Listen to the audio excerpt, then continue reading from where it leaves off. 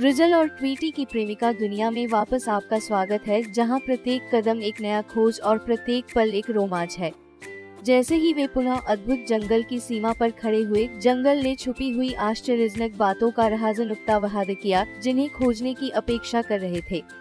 उनका सफर उन्हें घने जंगल के बीच एक घुमावदार मार्ग पर लेकर गया। सुनहरे सूरज की किरणें झूली पर गुस्से उनके मार्ग पर नृत्य करने वाली छायाएं डालती रही। जल्द ही उन्होंने प्राचीन ध्वंस पर टकराया, जो ईवी से ढका हुआ था और कीचड़ से सजीव था। इन ध्वंस ने एक समय के बारे में खुदाई की बातें चुराने वाले थे। ध्वंस के अंदर वो एक बूढ़े आलदापु से मिले, जो मापे से भी अधिक बुद्धिमान थे। उसने जंगल की इतिहास की कहानियों को साझा किया और जिसमें उसके रक्त में बह रही जादू की चर्चा हो रही थी। बुद्धिमान आलदापु ने सदियों पुरानी बेलों से छुपी हुई एक बंदबाजा पोर्टल खोला, एक दूसरे लोक के एक द्वार तक पहुंचने का एक माध्यम। जब उनके दिलों में साहस था, तो ड्रिजल और ट्वीटी ने पोर्टल से पार किया जाने की आवश्यकता हो गई थी। परिचित को पीछे छोड़कर अज्ञात की ओर बढ़ गए। वे एक ब्रेथटेकिंग दुनिया में आए, एक समुद्र के बादलों के बीच तैरते हुए उड़ान करने वाले द्वीपों की दुनिया में। यह एक बहुत ही अद्वितीय चमत्कारों की जगह थी, जिसे किसी भी सोच के पराया नहीं था। वहां उन्होंने दोस्ताने के बादल प्राणियों से मिले, जो आकाश में नृत्य करते थे और उनकी हंसी के साथ इंद्रधनुष बनाते थे।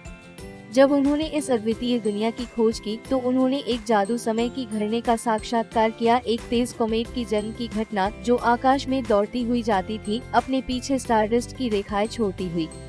इस अद्वितीय दुनिया में ड्रिजल और ट्वीटी की यात्रा अभी बस शुरू हुई थी। छोटे उन्हें नहीं पता था कि उनका मौजूदा होना इस अद्भुत दुनिया के संतुलन में एक महत्वपूर्ण भूमिका निभाने के लिए निर्धारित होगा।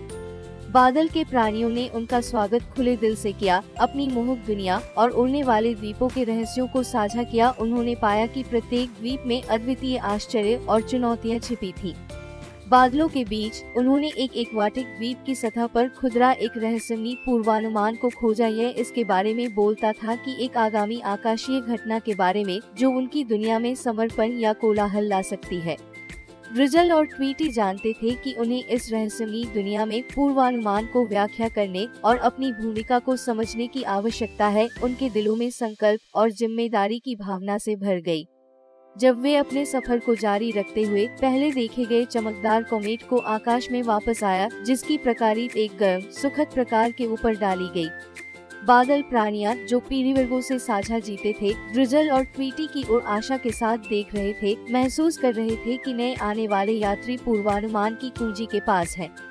फाटक क्षय आकाशीय घटना के नजदीक था और ड्रिजल और ट्वीटी अपने भाग्य की भार को महसूस कर रहे थे। उन्हें पता था कि आने वाले दिनों में उनके कार्य इस जादू की दुनिया के भाग्य को बनाने में मदद करेंगे।